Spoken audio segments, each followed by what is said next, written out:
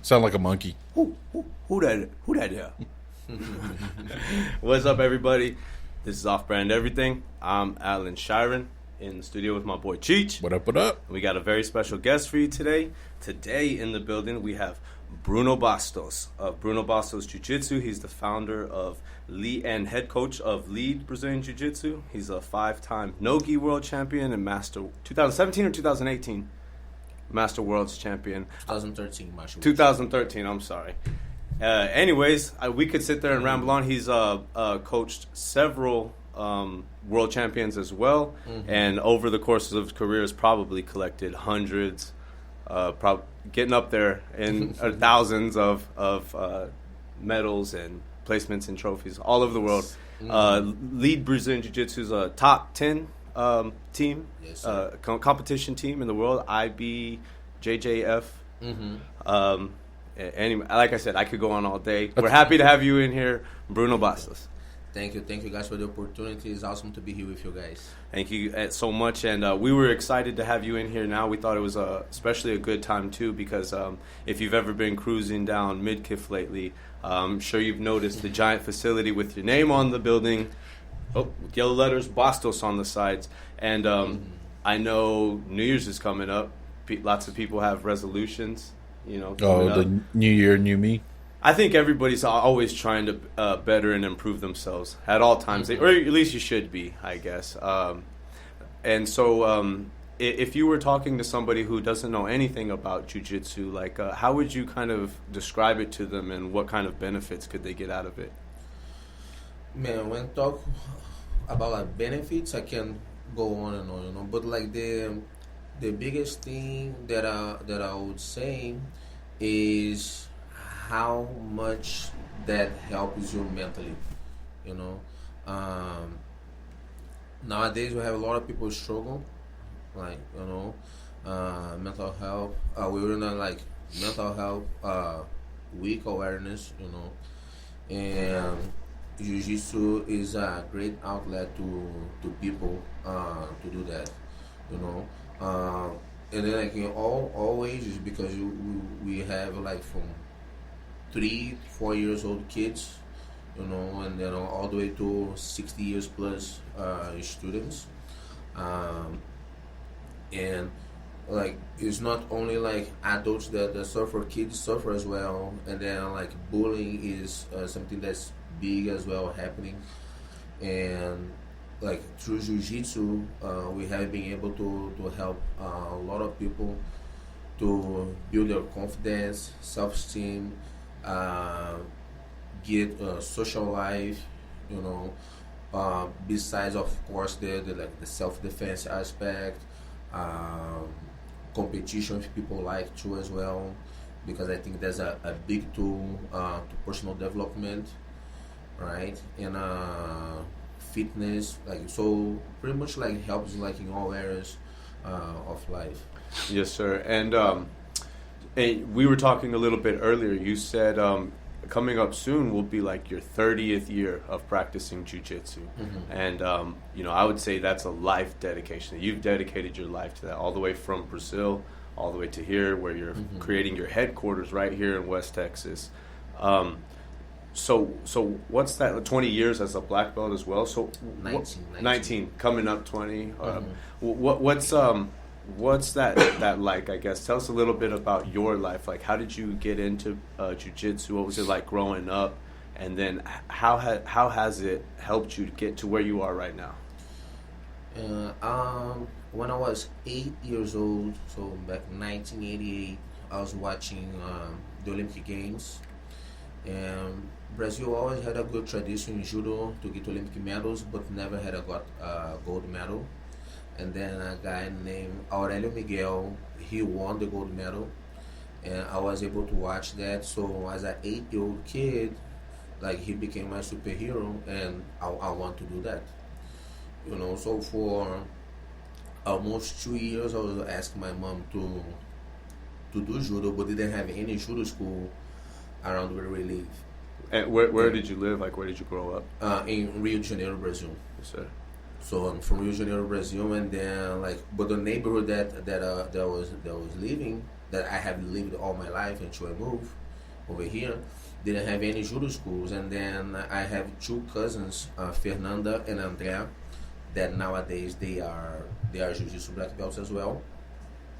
So they were doing jiu-jitsu. So my uncle Luis, he told my mom, you know, Olinda, like, put the kids on that jiu-jitsu thing because it's kind of like judo. They throw, but then they have like some chokes and stuff on the ground. You said this was like 98? That was in 1990. And so how popular was jiu-jitsu down even in Rio at that time? Like, people knew jiu-jitsu, like, oh, that Gracie thing, you know, but wasn't like big as it is today. So when then, like, so that's how like my brother and I got to jiu-jitsu. Was May of 1990 when I started. Wow, man. So, I was like 5 months old. Yeah, I was 10 years old, and I remember that we went on a Monday, and then they didn't have a gi for my size, and they have a gi for my brother. So my brother did that class on Monday. I came back Wednesday, and then because it was 3 times a week back then I did on Wednesday. And then the coach at the end of the class, and I was in love with everything. And then the coach at the end of the class telling the students about the in-house tournament that was coming up Saturday. So that was my first class, right? And then like he goes and asks, you guys have any question? I raise my hand. Can I compete? And then he looked at me like, I forgot your name. I was like, Bruno. I was like, is your first class, Bruno? I was like, okay, can I compete? So like, I remember that I went to class on Friday again, and within 2 days of jiu-jitsu, I was competing already. And the thing is that I didn't have any friends outside of my family. I was a very shy kid, you know, and jiu-jitsu helped me a lot with that. So instantly, like, jiu-jitsu for me wasn't even about go to jiu-jitsu anymore. Sorry. Back then was like, oh, I'm going to see my friends. Now I start making friends, you know. And then when I was a teenager, then I started, because like in school I still like, I was never the popular kid or anything like that. I was shy, didn't have friends. Then when I was a teenager, my friends knew that I was doing jiu-jitsu. Like my classmates knew that I was doing jiu-jitsu. Then they started like, oh Bruno, like you do that Vale Tudo thing, because then had the first UFC already, the Japan Vale Tudo Open. So Royce and Rickson Gracie winning, and people like, oh, Bruno do that Gracie thing. So then I became the cool kid, right? You know. And at this time, I guess too, growing up, did you have like a positive male role model, like father figure too? Like, what did you have, like lots of support? Yeah, like my father and my mother, they support us like since the beginning. I remember that one thing that stuck with me, like on the beginning, when I started jiu-jitsu, my father and my mom, they were separated. So my mom, she didn't have much money, and she like, oh, I want the kids to do something. So she put my brother in jiu-jitsu and my sister in ballet. So on my third tournament, on my third tournament, that was still my first month of jiu-jitsu. So we were on my father's weekend, right? So we stayed with my father, and then he took us to the tournament. And my mother, of course, she went to the tournament, and then he had to drop us back home, and then so he gave a ride for my mom as well. So, and I won that tournament. That was the first tournament that I won. My third tournament was the first tournament that I won. I got the gold medal. I have that gold medal still in Brazil there. Nice. You know, it's a very like little medal, but still, I have that medal until today. And so my father drove us home, and he stayed overnight. And then they got back together. So on my 10-year-old mind, I was like, well, if I keep doing that, and if I keep winning, they stay together. And that for me that was where competition got Wow. like clicked to me. Yeah. You know, like I cannot lose. Yeah. But my father and my mother, they were like all the tournaments until I became adult. So you've been used to that high stakes pressure that you've put on yourself since you were a 10-year-old. Yes. I didn't, of course, I didn't understand back Right. then. Absolutely. What's going on. You're 10 years old. Yes. Once I was on a college, like doing physical education, and then psychology and sports psychology, like those things are part of the grades that you need to do to graduate. Then I start to understand more. Mm-hmm. You know, but like so as a kid, for me was about like was going to see my friends, and when coming to competition was like the opportunity to keep my dad and my mom together. I didn't want to lose that. You know, so that's like until I became like adult for jiu-jitsu, which is 18 years old. Like I can count like on my hand the times that I lost, and then every single time that I lost, I cried that like there was no tomorrow, because I thought because of the loss they wouldn't be together. Right. You know? And how about like your coaches and instructors then at the time?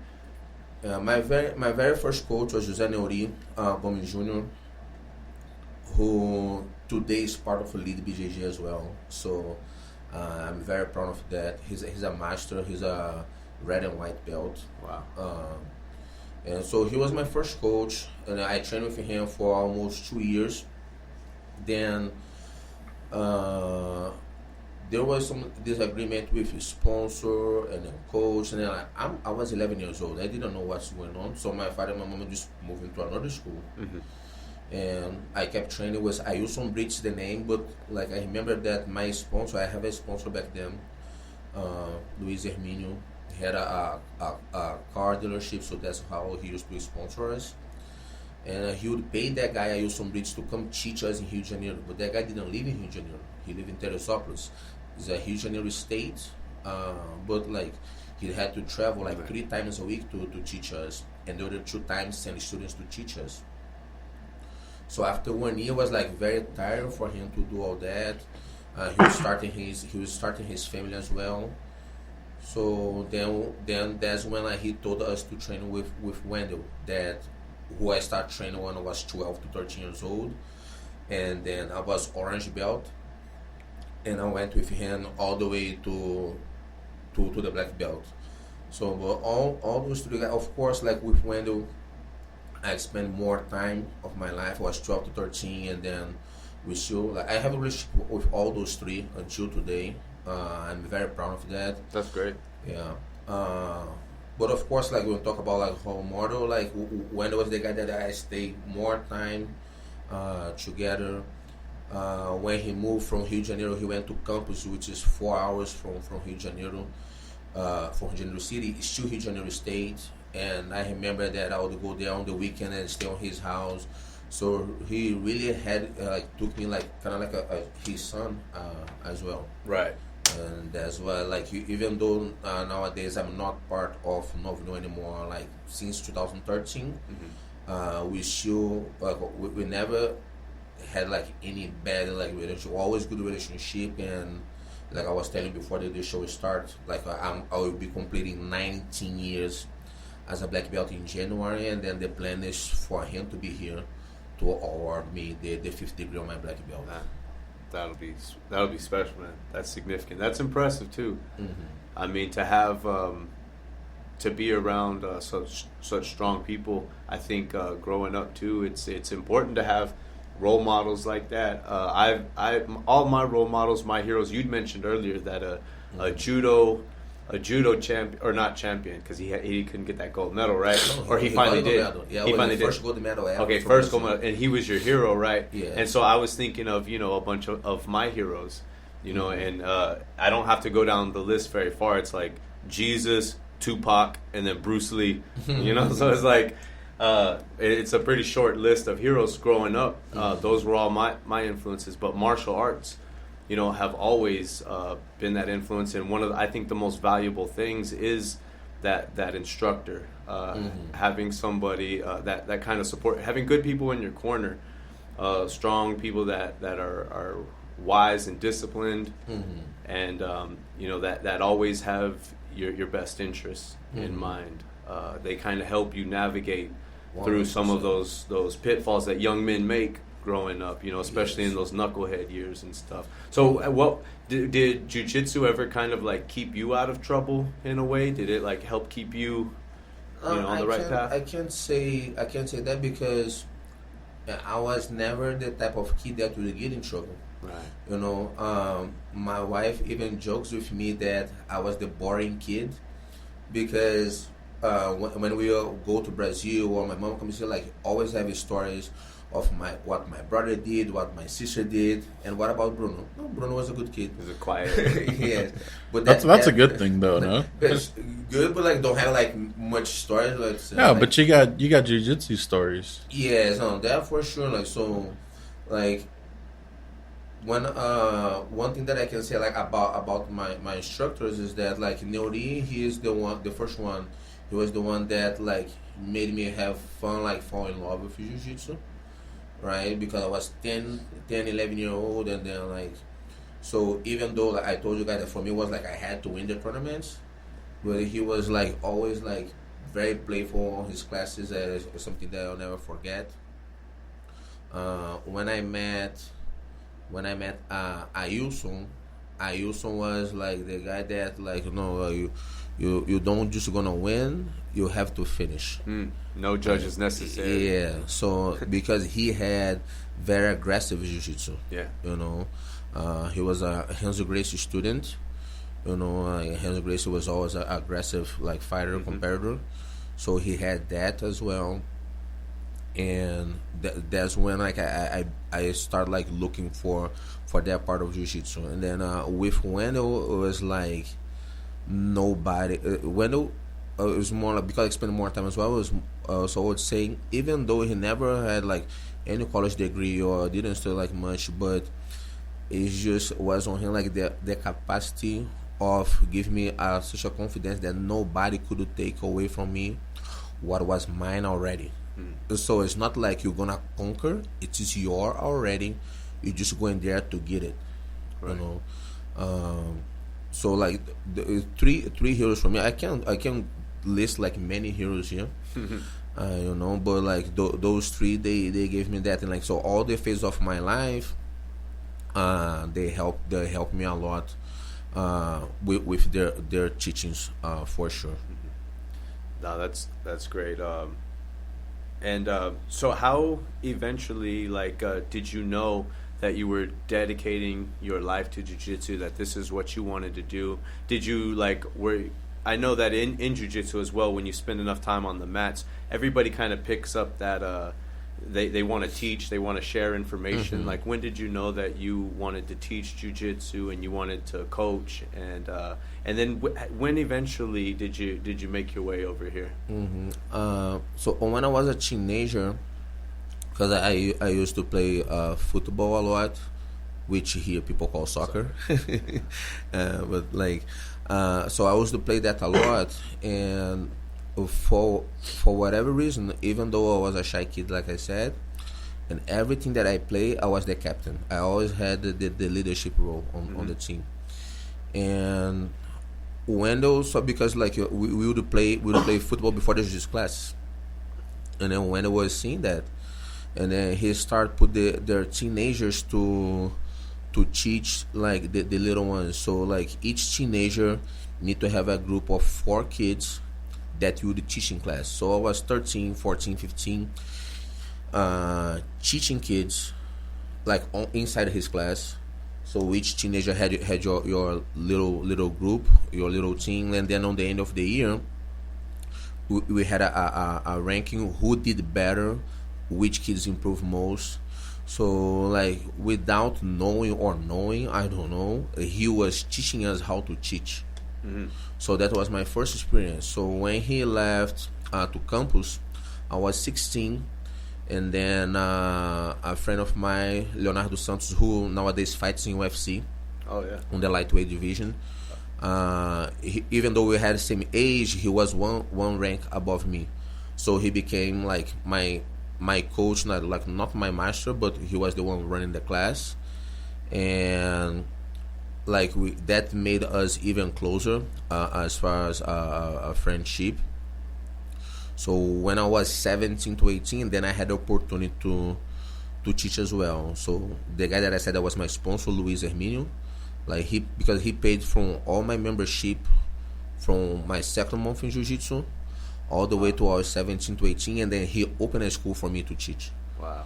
So because they seen that I was doing well, and then I was about to turn 18, and then my father like you need to get a job, like it's the right thing, and then like I didn't want to do anything else besides Jiu-Jitsu, because I have gave up like soccer already, because the thing with made me choose Jiu-Jitsu is soccer, because that was the original question, like what made me choose Jiu-Jitsu. And then I never won any trophy in soccer. I never won a tournament. I was always MVP for this, MVP for that, but I never won a trophy. And for me, it was like, how? That was my first dream. But I think that is almost every Brazilian dream, Yeah, right? And for me, it was like, how I gonna expand my life? I don't know how to explain that. Even though I was 15 to 16, like I don't know how to explain like how I had that thought, like how I gonna expand the rest of my life depending on other 10 guys to win something. Exactly. When I can win every single weekend, of course I need to have a good coach, good teammates, good environment, everything. Yeah. But once I step on the mats, it's me, myself, and nobody else. So I have to deal with every choice that I make and the consequence, good or bad. Right. So and that's how I picked Jiu-Jitsu. So then I was like, I don't want to do anything else. I had Luizinho gave me the opportunity to teach. I had the Wendell's blessing because he just promoted me to purple belt. So I started to teach as a 17 to 18 years old as a purple belt. And then I knew that was my profession already. Right. That's awesome too, because I've always thought the same thing kind of about team sports, is that you have to rely a lot on the coach and then a bunch of other people as well, and everybody has to be on board. Like, don't get me wrong, team sports do have their advantages, and I think jiu-jitsu is still a team sport. And all martial arts really are. I joke that jiu-jitsu is the most collective individual sport that I know. Yeah. Oh yeah.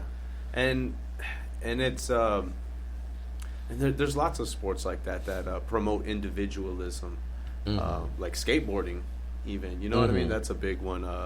But I think anything that somebody can get better on it. And jiu-jitsu is just one of those things that you just have to try. Like, you never know until you actually try. Yeah, you have to try. And like, we're talking here a lot about competition, but it's not like all about competition, right? Because like, in fact, if I when I see my students, maybe given like a high percentage, like 20% compete.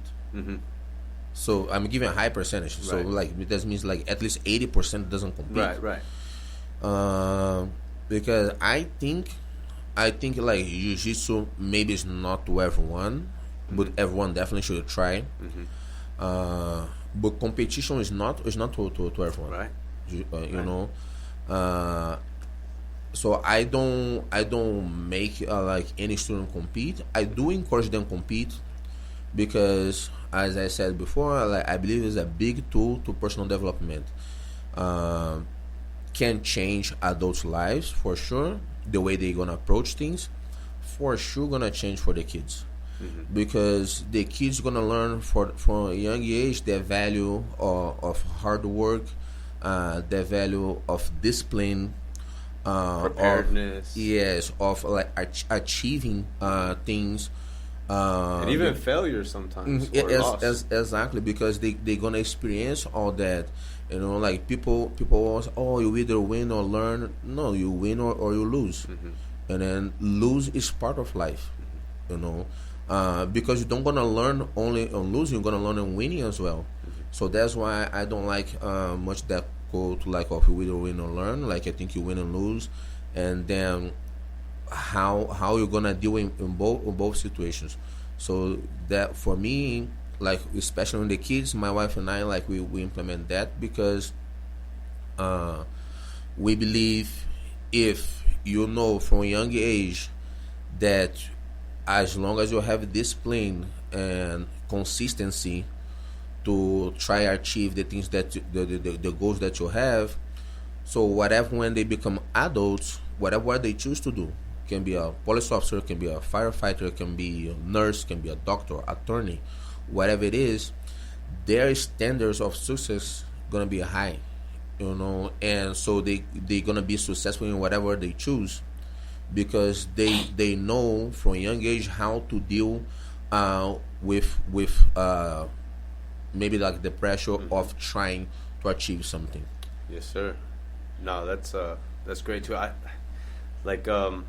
always talk about what jiu-jitsu does for me too, and I always remember, like, everybody always remembers that first time being humbled too, like oh my gosh, how do I stop that from happening, like where that feeling of like, man, there's nothing I could do, and then somebody shows you like, oh well, actually there is a way around this, and you don't have to go crazy or huffing and puffing, or you don't have to use so much force or aggression to deal with pressure. And I think that's just one of the many beautiful things that you learn from that. You learn so much, like confidence as well, but it's not an overconfidence. It's a balanced, measured confidence, because it comes with those wins and losses. Exactly. I like what you said too about you don't like the win or learn, because it's kind of like you're trying to take the sting away from a loss, which is like, you need that sting to know what that feels like, what to avoid. Exactly. The same way when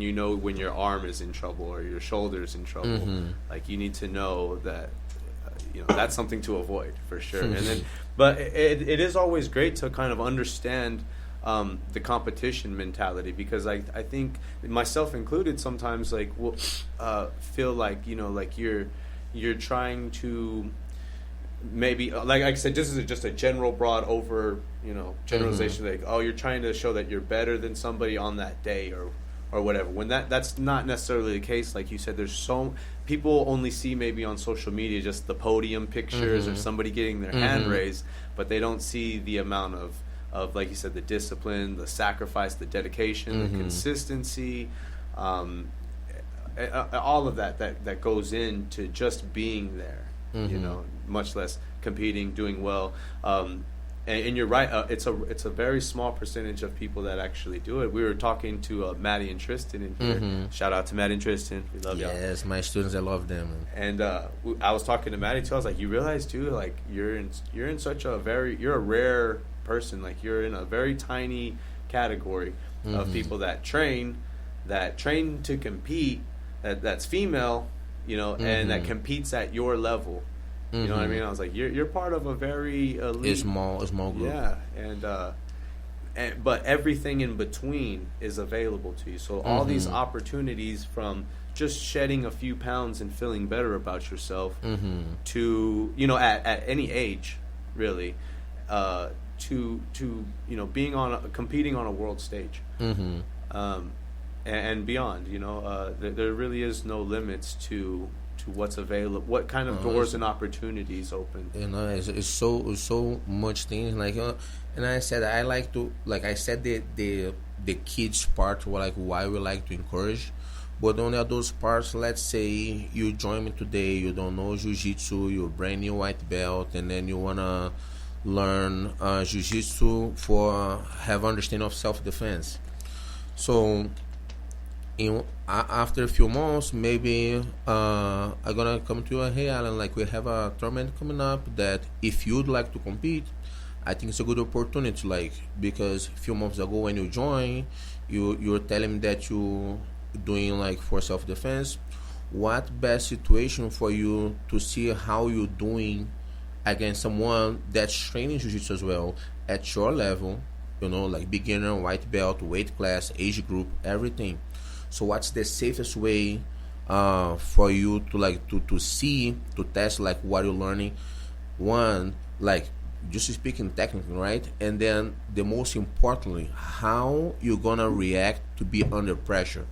Because if someone attack you, like how are you gonna react to that? So that's why I talk about the mental part, which like jiu-jitsu can help you a lot. And then like my wife and I, like, we always try to help the students because it's how to deal with that.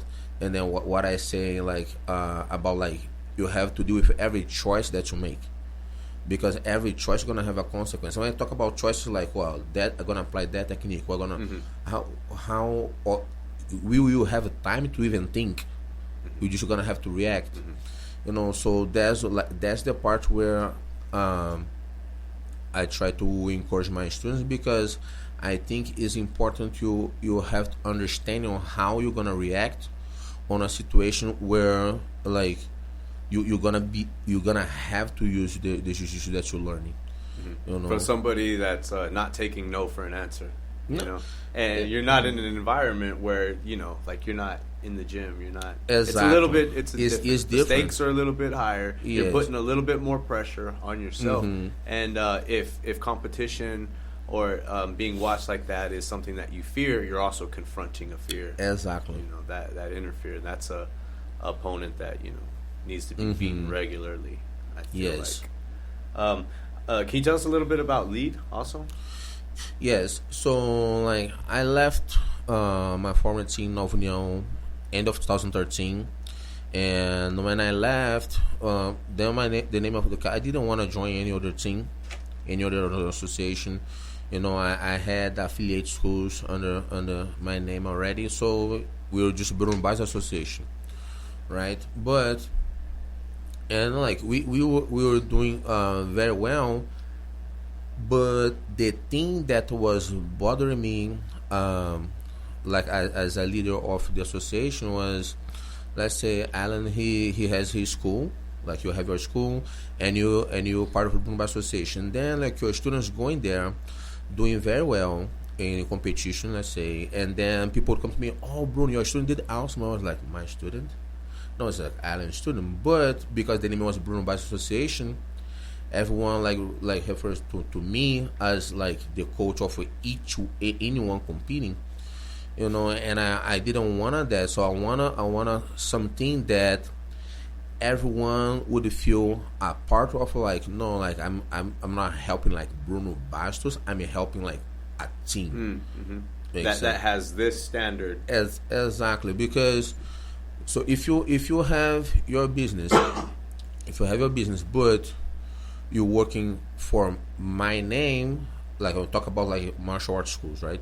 And you're working for my name, I think it's different if you're working for our name, right? So Bruno Bastos, because my name, Lead, is our name. All of us. Yeah, so, if you're like, a part of that. Yes, like, so in 2016, like, I spent, like, 1 year, like 2015 to 2016, trying to figure out a name, because I didn't want a whatever name. I wanted a name, like, that had a meaning, you know. And then after 1 year, like, I was finding, like, a lead BJJ, like a lead, like, live every day to achieve your dreams, because it's something that I always lived by. You know, so, and then that's when Lead was created. And then when Lead was created, what happened is, like, a lot of people that I had friendship, they have their own stuff, their own business, their own association. Then they start coming together, because, like, again, like, why, like, if you have a strong name and stronger, like, school, strong association, why are you gonna join someone else's name? But if you have a neutral name, then it's different. Now we're fighting for the same thing. It's not for someone. Right. You know, so and that's also 3 years ago, was August of 2016, when we had our first tournament as a team lead. Just 3 years. 3 years. Team Lead's only been around for 3 years, Only and 3 you're years. already, like, in the top 3 And this last one. yeah, right? we marked the top 10. We got the 10th place of over 170 teams in the world. You know, and I think what I saw was just at a recent competition, I guess, and I think it was just maybe number of trophies, but yeah, you're always yeah. Team Lead is up there. Here in Texas, we also, like, on the top 3 on the podium. Right. You know, like, these years specifically, like, besides Austin Open early in the year. Like a lot of people like still traveling holidays, all the stuff. Like we didn't win, but after that, and then we got second place at the Houston Open. After that, we won every tournament. Wow. And then I saw recently there was like a convention. Yeah. How often is that? What is that like? Because that looked intense. So no, that was like I have a plan of doing like a summit or a conference or whatever how we're gonna call like every year, starting next year because our headquarters are gonna be ready. You know, our headquarters are gonna be ready like in just a few weeks. So like, geez, you have to see this picture. It looks like a high school like class photo.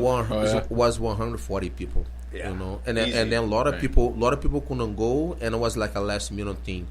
But it was like we were like we're gonna have a tournament coming up now, like Houston Open, and then we trying to do well in that tournament, and then like we just made the top 10 on the ranking, so we want to do something cool for the students, and so we like bunch of the leaders went there.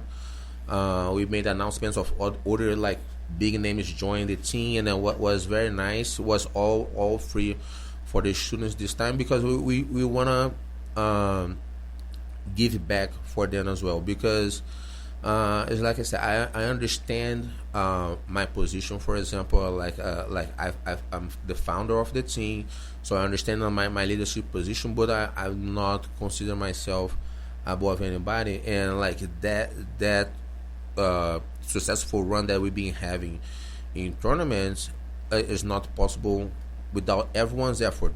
Not only the coach, the students that compete, but the students that not compete as well. Mm-hmm. Because maybe I'm not a competitor, but I'm there every day training with someone that's compete, so I'm a part of this as well. Mm-hmm.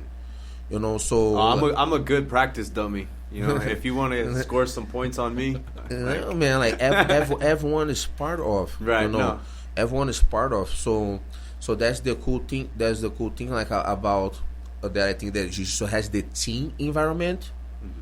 but like once you step on the mat, it's you by yourself. But like how many people help you to get there, and you want to give back for the student, and it was amazing. I got emotional on my speech on the end because.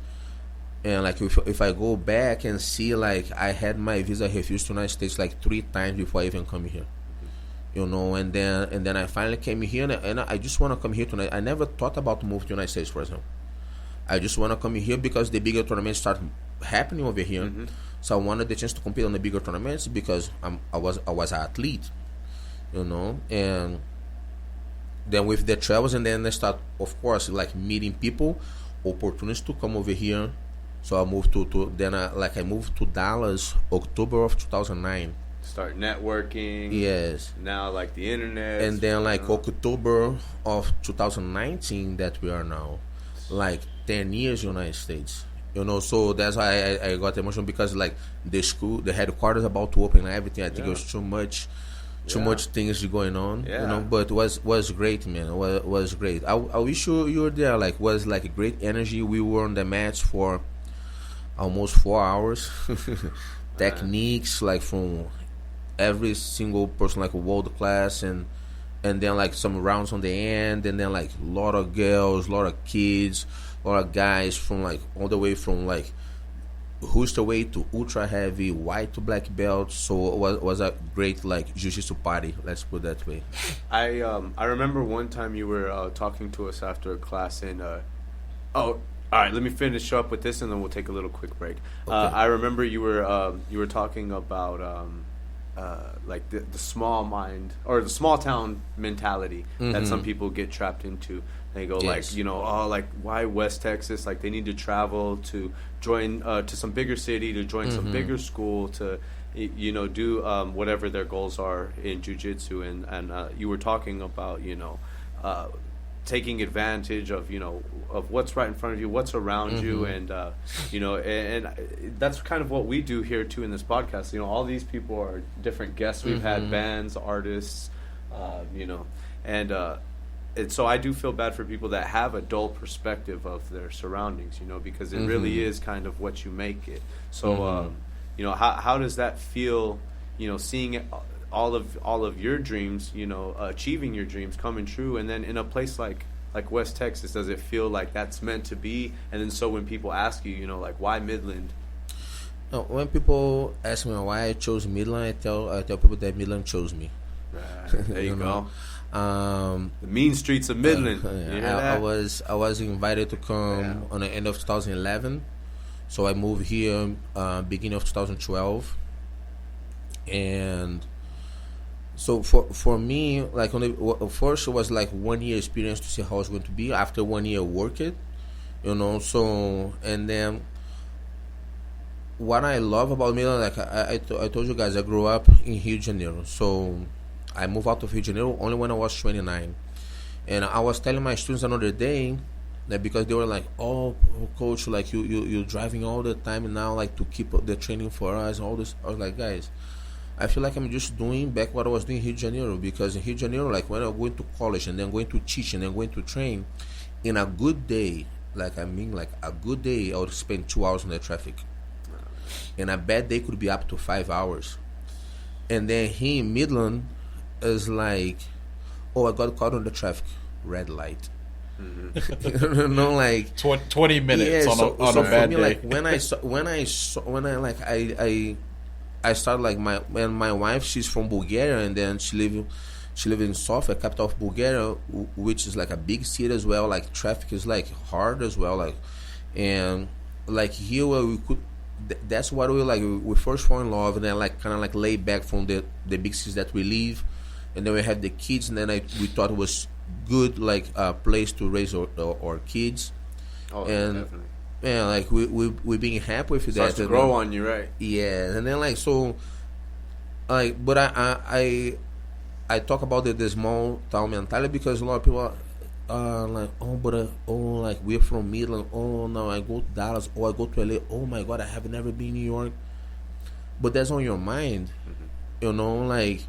Think about the 10-year-old kid that starts jiu-jitsu, in a third world country, and like he just wanna keep their dad and mom together by winning tournaments, and then like go all the way up to like to have the visas refused, and then like, oh my God, I cannot but like I never gave up, and so when I was in Dallas, I had a great time there. But like for me, when I saw the chance to come into Milan, for me it was a big challenge. I said for myself, like I wanna make a way where people gonna see like, oh, he changed the city like with jiu-jitsu, And then like since 2012, like Milan have never had like world champions or stuff like that. I'm very proud of like being able to like to produce every single world champion from any like age group in Milan, and like people that never imagined being traveling all over the United States or have never imagined to travel overseas, like I even took kids overseas like to compete in Brazil, like Emily Fernandez, like Antonio Solis, Jeremiah Marquez, like they went to Brazilian nationals. Emily and Antonio, they won. They're the only two American kids to ever went to Brazil and win a Brazilian nationals. At what age? Emily was 15 and Antonio, he was 13. So, and the biggest thing that the biggest challenge for my wife and now with the Bastos Brazilian Jiu-Jitsu is like how to make Milan to know that, because like you know that because you train, you have training with me, and then like who knows Jiu-Jitsu knows that, but who doesn't know Jiu-Jitsu still think that maybe Milan just all about football and baseball, right? Or track or whatever. Beer drinking. So, exactly. Like a lot of people don't know that's that. I think our number one sport around here. That's our number one outdoor activity for sure. Beer drinking. So it's indoor activity too. Everybody's I want to show people that doesn't matter that they were born and raised in Midland, they can dream big and from Midland conquer the world, because that's what we've been doing. And then more people to know that, more people gonna get to know Jiu-Jitsu and to try Jiu-Jitsu and be able to change their lives. Like, of course, I'm talking the competition standpoint here, like telling the results, because that's one thing that I say, like men lie, women lie, numbers don't lie. Right. So against facts, there is no arguments. But it's just like everything what jiu-jitsu can bring to your life and or to your children's lives, you know. Absolutely. And if you improve your life, you're indirectly improving your child's life because you're going to be a better person for you. Exactly. Well, we're going to talk some more about that too. We're just going to take a quick break. Hey, ladies and gentlemen, I hate to interrupt this podcast, but with a message from our sponsors. You heard of CBD, right? You guys like CBD? You rub it on your joints, you vape it, you smoke it, you drop it under your tongue, you put it in your eyes. CBD, you know what I'm talking about, the stuff that everybody's trying to get you on. You know, here at Off Brand Everything, we only fuck with the most superiorest of products. Goldfish oil. You get 50 milligrams of this fucking goldfish oil, you sprinkle a little. The point is, man, quit wasting your time with that CBD stuff. It's 100% all organic, no GMO. It's got the metabolites. It's got the amino acids. It's got the branch chain amino acids. It's got coenzyme CoQ10. The #1 supplement of the WNBA. Welcome back, everybody. Now we were just talking about the new school. We're talking about West Texas, what you're bringing, what you've already brought, so I guess tell people a little bit about the school. Like even if they've drove by and seen that giant building, you've mentioned like there's going to be 2 mats. There's going to be second mat space. Just tell us a little bit about what all is going into this facility and what'll be available, what kind of programs, and what we got going on. Yeah, like, so as you said, like 2 mat space, like the mat 1 is 1,900 square feet and the mat 2 1,400 square feet. So that way we're gonna be able to have like simultaneous classes going on, and then they're gonna be huge for the business because like sometimes let's say you have your kid on a kid's class, and then you have to wait your kid to do it, and then now your kid have to wait for you to do it. Now you guys go home, and then maybe it's late for dinner, or maybe the kids still have a homework to do it, all that. So they're gonna help a lot on that sense. We're gonna have because before you teach only like fundamentals class and advanced class, now we're gonna have fundamentals, intermediate, and advanced class. Going on at the same time. So because that was another thing, let's say you're in a fundamentals class and now you move to advanced class, and then you have to change the time of your training because you change your level. No, like we're trying to make on the way that we like gonna have both going on at the same time, so that doesn't change your schedule. Yeah. So you can keep like on the same routine. Yeah, that creates so much more flexibility and creativity when it comes to scheduling. So we had before, on the beginning was only kids class. Then we went to little ones and juniors, like because the little ones was 3 to 6 years old, and then the juniors like 7 and above. Now we're gonna implement the teens classes as well. So we're gonna have little ones, juniors, and teens. So because like when they get to teenagers, is a big gap where they are too big to be on the kids class. There's always 1 or 2. Yes, but and then some of the teenagers, especially if they are competitors, they can do adult class no problem. But what about the average teenager that just doing for physical activity and then self-defense? And then like now like you're on that gap like where like your body is changing everything, but so you're not fit on the kids class anymore, but you're not fit on the adults class yet. So we will have that. We're gonna have the women's only class as well. My wife Petia will be teaching alongside Mary Fernandez, our student. So that's another. A quick break. I just wanted to give you, I didn't mean to interrupt you too. I just wanted to give a shout out to your wife as well too. And then just also, how has that working together, having that kind of support, how has that helped you? Yeah, like for me, only like there's nothing bad about. Yeah. Like I don't like we have been together since 2012.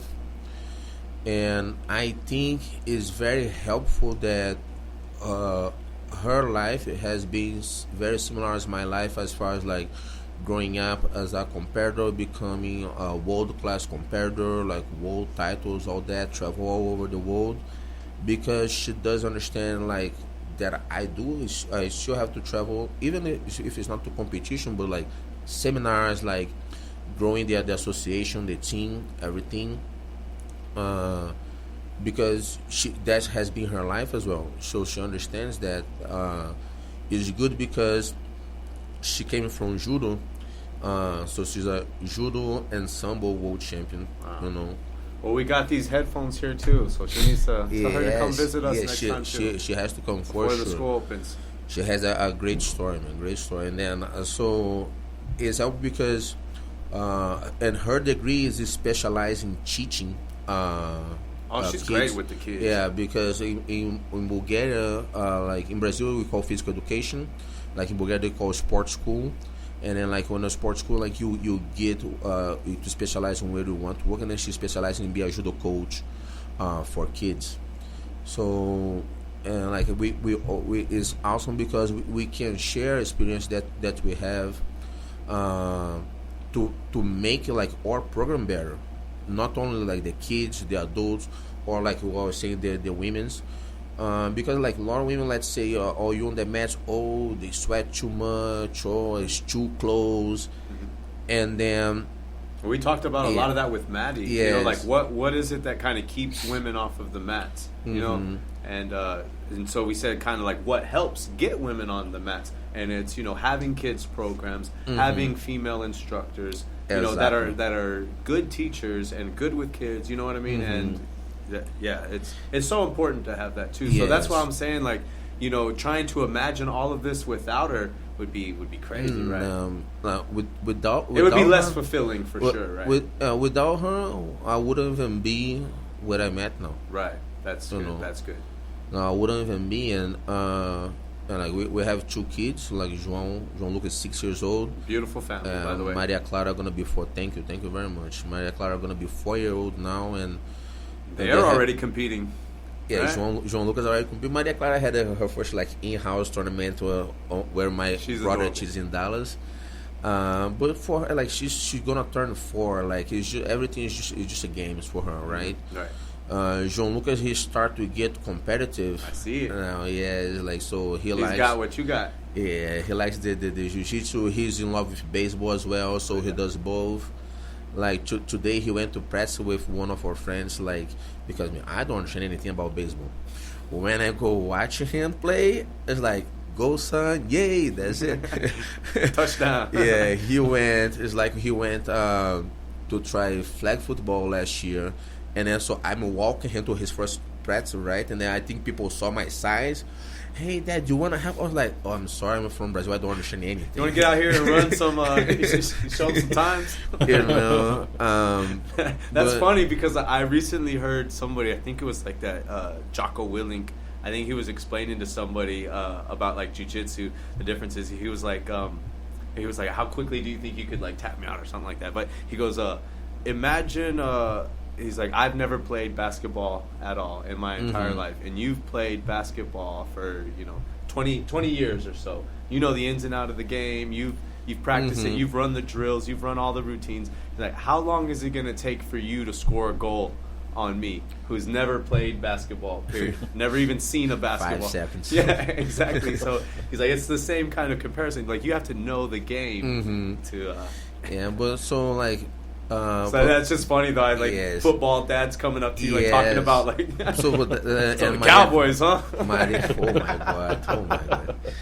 And Maria Clara doing ballet as well. So like it's a lot of stuff going on in our lives, and then like which requires discipline as well. And and then Petya is definitely the glue of everything, So she's gonna have her women's program, something that we wanted to do for a long time. We couldn't do it, but now having our own business, we're gonna be able to do it.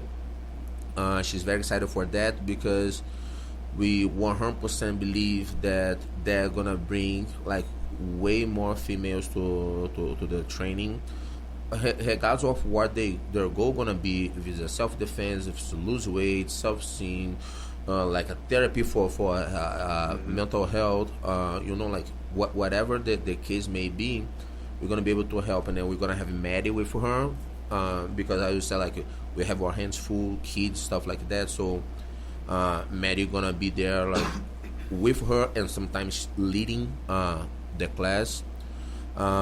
We are gonna be bringing an instructor from Brazil as well, highly decorated instructor.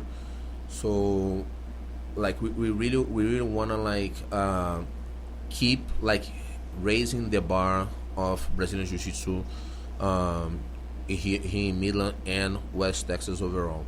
So like women's program, we're still gonna have the fitness class, the Bulgarian boot camp with my wife.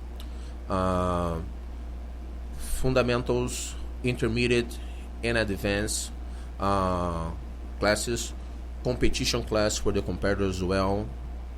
Before, like we were able to have only like lunch time for competition class. Now we're gonna have even like night time some competition classes.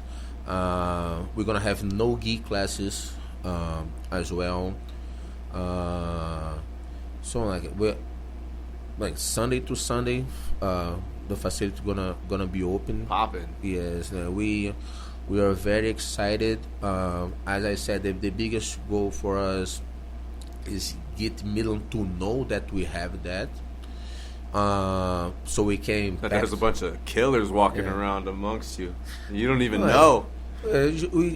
Because like the thing, Alan, is like I told you a little bit about my story, right? And then my wife is gonna come here at some point, but like she came from a very small town, like Shivistov. It's like the border of Bulgaria with Romania, and she was 12 to 13, like winning national titles in Bulgaria already. She was invited to move for the capital, which is Sofia, but to move to the capital to be competing for the biggest club, the CSKA, she had to leave her home. So since 13 years old, she's been living by herself. Wow. And like fighting, like so, and then like achieving like going to youth Olympics, going to world championships, like in judo, in sambo, and get all her education with that. So we wanna share that with Midland. Yeah, what's available? That what's right here in front of you. Like what's exactly. Take advantage of like this community that is so positive. I mean, I'd mentioned to you, it was probably like the beginning of the years when I started going consistently. So like I'm almost 2 years no alcohol, and so jiu-jitsu was always a big motivator to get back into that. Because I'd been training for a long time, since early 2006, and I went through the lots of knucklehead years where that kept me off of the mat, getting in trouble, drinking a lot, a lot of time on the couch, getting overweight, getting plus 200 pounds, getting to like I had to get to like the most unhealthiest point like in my life to just be utterly defeated, till I could finally start to become that person that that was always in there. Had to break out, and so jiu-jitsu has always been one of those goals, just to be on the mat. So that's why, like, even being back and getting to train with you and all of your students is always, and meeting all these inspiring people, and building real friendships and like feeling welcome and like back on the mat. And the games has changed a little bit, and there's lots of these young guys that are excellent, and it's just it's exciting, and it's always been a positive thing in my life, and I'm just really glad to be back. And I'm just wanted to thank you too for welcoming back, and like always having the patience, and like I said, providing your style as you keep all these options available. Like you said, for people that whatever your goal is, you're gonna get that and more through jiu-jitsu. I feel like. Yeah, like I want to say like that I'm very proud of you for your commitment to jiu-jitsu, because as you said, like help you to become like a way better version of yourself, and then like you said about the friendships, like like you make lifelong friends, Like my biggest friends today, they came from jiu-jitsu. People that I can rely on like anytime. And that's one thing, because now like a lot of stuff is new for myself and for my wife, like you having your own business. And I mean, like, one thing that you cannot pay for is credibility. All you have on you don't, and then like what we have been able to build now, like we have so many like people that have been helping us on the business aspect, like opportunities for us to learn the business part, how to run social media, how like website, like softwares, all that stuff. But if we didn't have the credibility that we have, we haven't built the name that we had, we wouldn't have like people reaching out to us. Yeah, showing you the kind of love and support. Exactly. And so, man, I have like Fabio Gurgel, like who's leader of Alliance. Like I've been working a lot with him. Lloyd Irvin, that has like an amazing social media program. He has been helping my wife and I a lot. Like we've been learning a lot from him. So I would say that like especially like Lloyd Irvin and Fabio Gurgel, the ones that have been helping us a lot, and the guys like from like different associations, but when you are respected, when you have credibility, and then people are gonna reach out to you because they see the good that you want to do, and they want you to be successful as well, because that gonna help them as well on their business that they're doing, that it is jiu-jitsu. And then like I have to have a shout out as well from I call a brother, even though we're not blood brothers, but Gustavo Dantas, helping us a lot as well, and Caleb Plank in Oklahoma is a guy in Arkansas, is a guy that I met on my first time, on the first years in the United States, and he's always give me advice as well. So those people I need to mention their names, because that's what, like you said about like the friendship. And then like Gustavo I know since I was like 14, 15 maybe, but the other guys was like what I met through jiu-jitsu, and the other guys like Fabio Gurgel was an idol for me as a competitor, then an idol as a coach, then now is an idol as a businessman. Right. And then like I always admire Lloyd Irvin work, and with Caleb we always had that friendship. So very thankful for the support that they been given to Patch and I, like now on the build of Bastos Brazilian Jiu-Jitsu. That's incredible, and it's got to be incredible over the years to see the kind of influence that Jiu-Jitsu's had, and it's just got to be reaffirming, because it's done so much for you, and then like through instructing and competing, like you've been able to share that with other people who are now instructing, competing, and and it's just like that's got to be gratifying. And you said it before too. When I was texting with you, you're like, those are the world titles.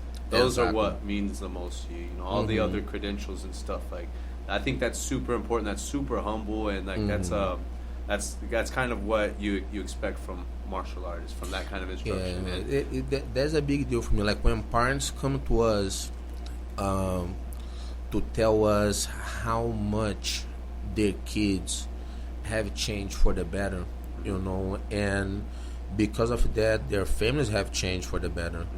Or the kids will have trouble or getting in trouble in school, or like not respecting teachers or stuff like that, or like not respecting their own parents in home, and like how, because like we don't only teach jiu-jitsu, like I always say that you pay for a jiu-jitsu membership, you get way more of this. And like we don't only teach jiu-jitsu, we talking constantly with our students, and then especially like the kids, about everything in life, you know. So is not only a jiu-jitsu program, it's a mentorship program as well, you know. And those for me are the tasks, because like when I have like my students ask me to go watch their like ballet recital, or like their soccer games, football game, baseball game, or when they like, oh, what do I want to be able to grow up? I want to be like Coach Bruno. Like these, like you see that the impact that you're making, or like they have kids that are wanting to train jiu-jitsu. Yes, exactly. These are like the real like world titles, because like it is awesome to win a world championship. I don't want to say that it's not good. It is awesome, you know.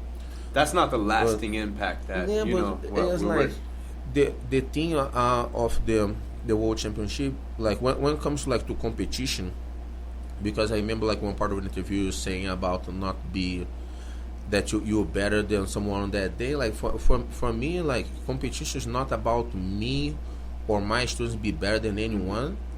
It's about the capability of achieving things, you know. And I think competition teaches you that as well. And you not necessarily have to win a tournament, you know. Maybe your goal in a tournament is win a match, or is like be able to take down someone or pass maybe someone's don't lose guard, by points, or lose by you know, like that's so frustrating. That can be one of those things like, okay, that's not going to happen again. No, because you have to be realistic with your goals as well. Yeah. Right? Yeah. You cannot come to me and then say, hey, Sensei Bruno, you know what? I want to be a jiu-jitsu world champion, but I'm going to train only 2 times a week. There's guys training 2 times a day. Yeah, you know, like, so I always talk, even with the kids, about the importance of being realistic with your goals.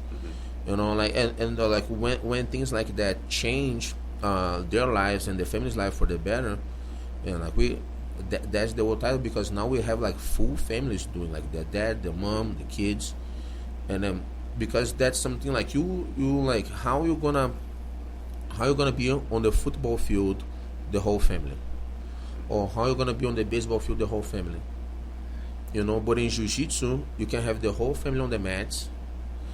You can have the whole family going to the same tournament. Now you can have the whole family doing a seminar.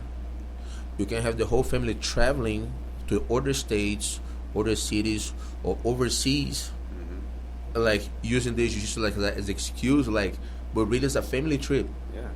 You know, like, and that's all like through jiu-jitsu. And then like, so that's something that I'm very proud of, that I think my wife and I will be able to help like hundreds, like thousands of people. Yeah, you know? For sure. And I guess, you know, with this year's almost wrapping up, you know, so it's obviously going to be a big year next year and stuff. Like, what kind of things are you most excited about, you know, moving forward with this new chapter, this new beginning, kind of, you know, continuation of the same discipline, the same mentality, the same focus, but now having, you know, this opportunity? What are you most excited about? I think Midland being great for us, you know, and we are very excited to give it back to Midland, because even though we've been working since 2012 over here, like we have never had like a world-class like facility structure or things like that, and we're gonna be able to provide that to Midland, you know. I think like I said before, like numbers don't lie, like against facts there are no arguments, you know. And if we have been able to do all we have done with what we had, imagine it with better conditions now, you know. So that would be like on the competition part.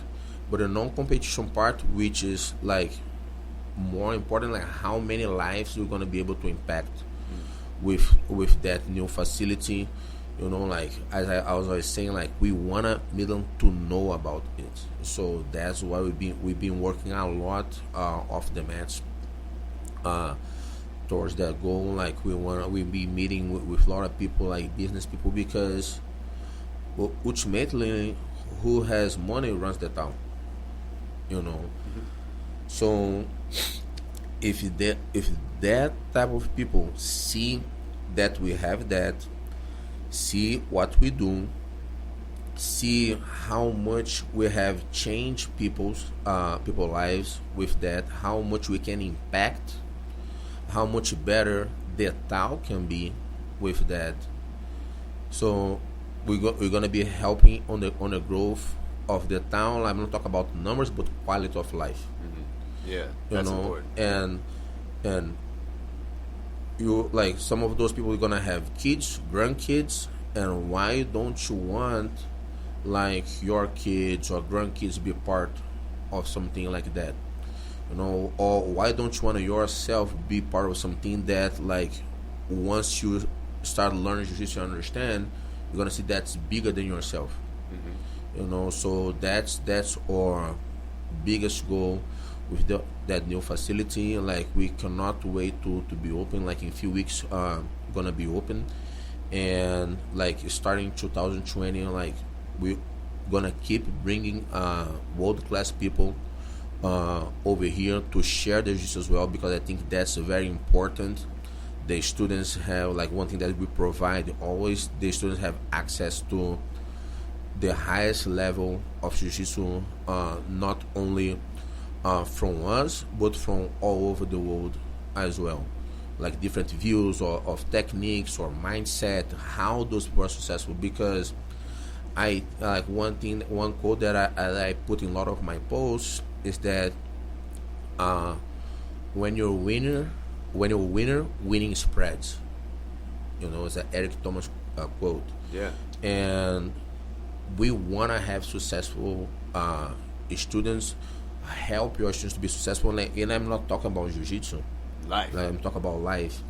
So, yes, maybe they're going to be there on the match doing jiu-jitsu, but the mindset that we are helping them to have gonna impact their lives on whatever what they doing, or for the kids, teenagers, whatever what they choose to do. You know, and that again go back for what we're saying. That's the real world title. Yes, sir. No, that's beautiful. What kind of social media can they follow? Can they follow you on Instagram, Facebook to keep up with dates, websites, anything? Yes, on Facebook we're Bastos BJJ, and then on social media Bastos Jiu-Jitsu official. Easy to find us. Send us a direct message, and then we always quick, like we have a stuff to answer, so we always quick on that. We launching our website soon as well, so and then gonna have that information on the social media. Gonna come with the software already, so like you literally gonna be able to like to be in home and get your membership done.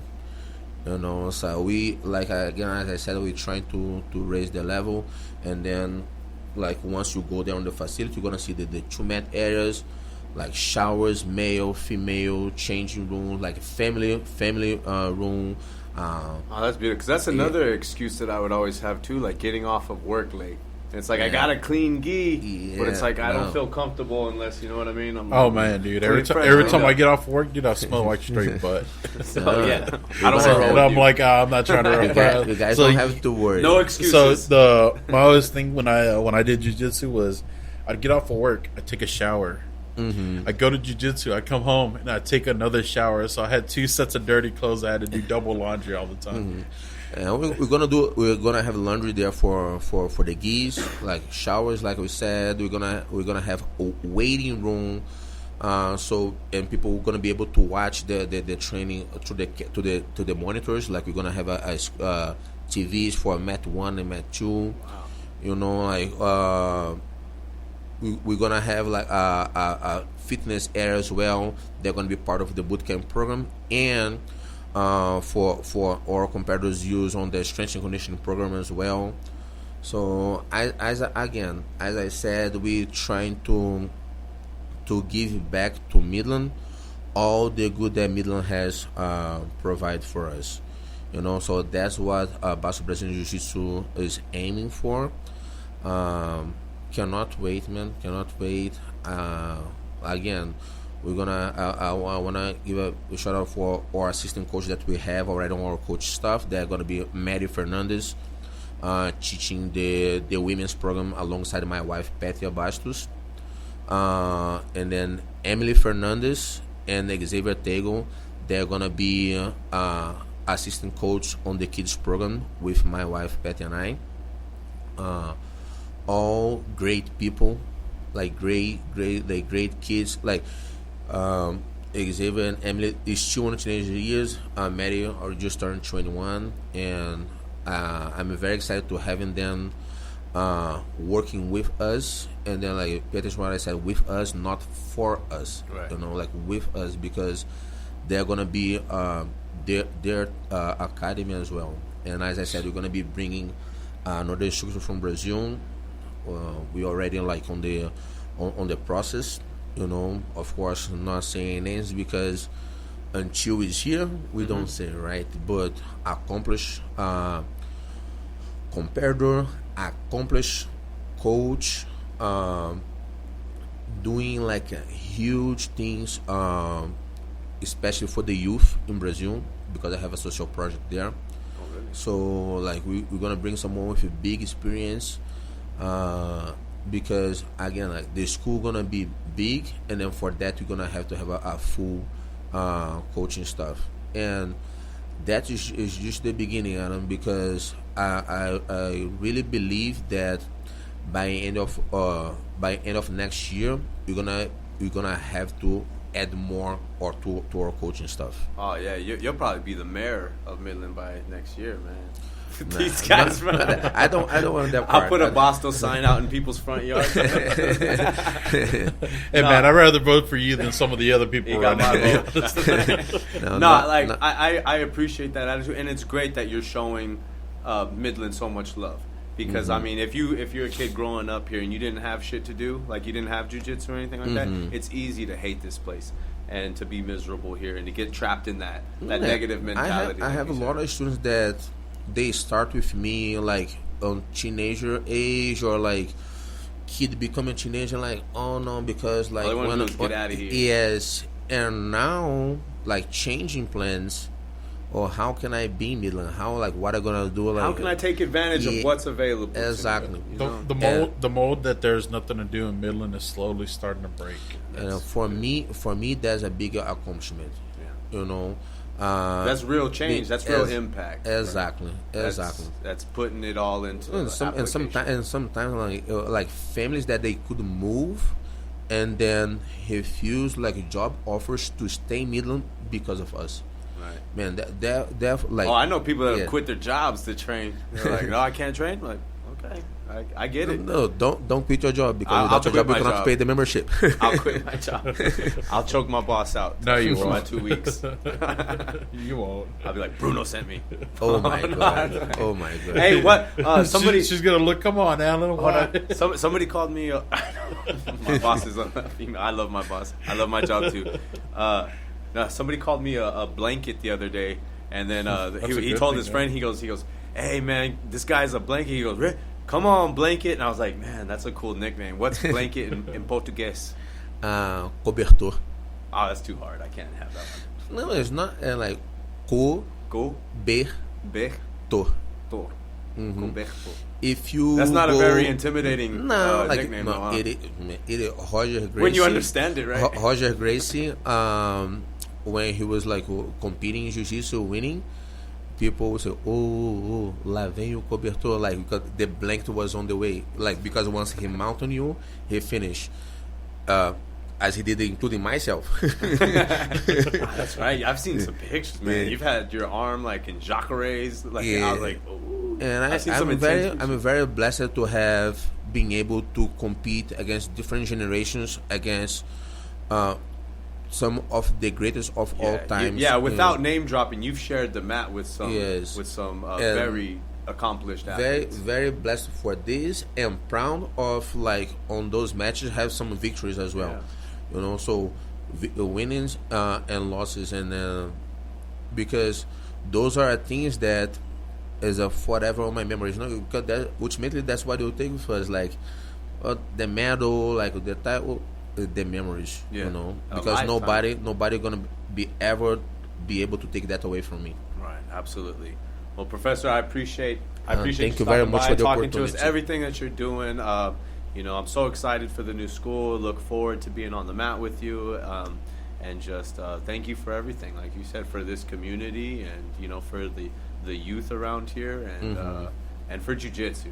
You know, I love jiu-jitsu. I wish the more people that are can get benefit from that. You know, that makes me happy. You know, for sure. I wanna thank you guys, the off brand, for the opportunity. We don't do much. We just make like fart jokes. Nah, and- like, but we love to have inspiring people on. We do take that real serious, man, because there's lots of inspiration all around us, you know, and sometimes it's hard to see that. Sometimes you just got to change our perspectives, and I just enjoy talking to people, you know. So we thank you, you know, for coming. Well, for me as well, as also opportunity to be sharing part of my story here, you know, telling you guys like how much it just impacted my life, how we've been like trying to and being able to impact people's lives as well, you know, like because like to finish, I'd like to say a quote from Saulo Ribeiro that